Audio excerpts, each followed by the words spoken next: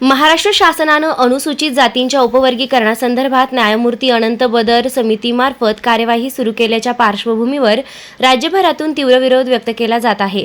याच पार्श्वभूमीवर एससी आरक्षण उपवर्गीकरण विरोधी संघर्ष समिती नाशिक जिल्हा यांच्या वतीने शनिवार 16 मे 2026 रोजी सकाळी 11 वाजता नाशिक जिल्हाधिकारी कार्यालयावर प्रचंड मोर्चा व निदर्शनांचं आयोजन करण्यात आलंय।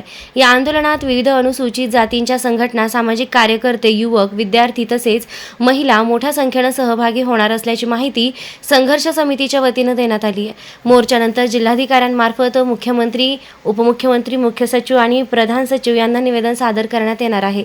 संघर्ष समितीने स्पष्ट भूमिका मांडताना सांगितले की महाराष्ट्रात अनुसूचित जातींचे उपवर्गीकरण करण्याची कोणतीही आवश्यकता नाही। राज्यातील 59 पैकी 58 अनुसूचित जातींनी अशा प्रकारची मागणी केलेली नसल्याचा दावा समितीने सादर केला आहे। तसेच उपवर्गीकरणासाठी आवश्यक असलेला अनुभवाधारित डेटा शासनाकडे उपलब्ध नसून आगामी जनगणनेपूर्वी अचूक लोकसंख्येची माहिती नसताना कोणताही निर्णय घेणं अयोग्य ठरेल असं समितीचं म्हणणं आहे। उपवर्गीकरणामुळे अनुसूचित जातींमध्ये अंतर्गत संघर्ष, सामाजिक तणाव आणि विघटन वाढण्याची शक्यता असल्याची भीती समितीने व्यक्त केली आहे। एखाद्या समाजाचा विकास कमी झाला असल्यास त्यांच्यासाठी स्वतंत्र योजना, महामंडळ, शैक्षणिक सुविधा, विशेष उपाययोजना राबविणे हा अधिक योग्य पर्याय असल्याचं समितीने नमूद केलंय।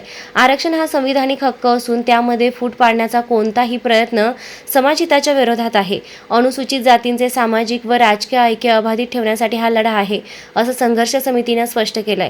दरम्यान सर्व सामाजिक संघटना, युवक, विद्यार्थी, महिला, नागरिकांनी मोठ्या संख्येने सहभागी होऊन आंदोलन यशस्वी करावे असे आवाहन संघर्ष समितीच्या वतीने करण्यात आले। शासकीय विश्रामगृह नाशिक येथे समितीचे प्रमुख प्रकाश पगारे यांच्या अध्यक्षतेखाली आयोजित पत्रकार परिषदेला कार्याध्यक्ष सनी रोकडे, अर्जुन पगारे, मुख्य निमंत्रक अनिल गांगुर्डे, उपाध्यक्ष अरुण दोंदे, किशोर गांगुर्डे, मुख्य सल्लागार माजी न्यायाधीश अनिल वैद्य, एकनाथ मोरे, प्रवीण गांगुर्डे, महिला शहर अध्यक्ष लक्ष्मीताई ताठे, प्रसिद्धी प्रमुख doctor Anil Athawale, IT cell प्रमुख राहुल जगताप, प्रशासन प्रमुख कैलास तेलोरे, भिवानंद काळे, कांचन जाधव, अंकल डोळस, सुरेश गांगुर्डे, ॲडव्होकेट राजन शिंदे, संजय पगारे, राजरत्न पानपाटील, मिलिंद हाटे आदींसह पदाधिकारी व कार्यकर्ते मोठ्या संख्येने उपस्थित होते। रोकठोक पोलीस टाइम्स न्यूजसाठी मुख्य संपादक योगेश घोलप, नाशिक।